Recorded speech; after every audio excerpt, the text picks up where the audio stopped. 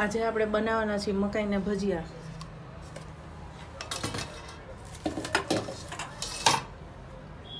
મકાઈ ખમણી લેવાની છે. 4 મકાઈ લીધી છે. એમાં લીલું લસણ,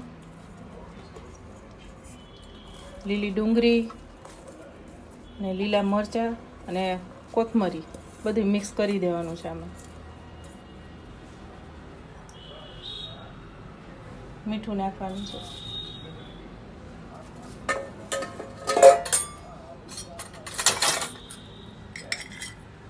લાલ મરચું, તીખાની ભૂકી,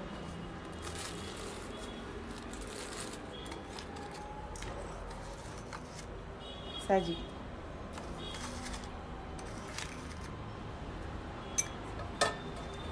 આ બધું મિક્સ થઈ જાય ને પછી ચણા લોટની જરૂર હોય તો એડ કરવાનો, નકર નહીં.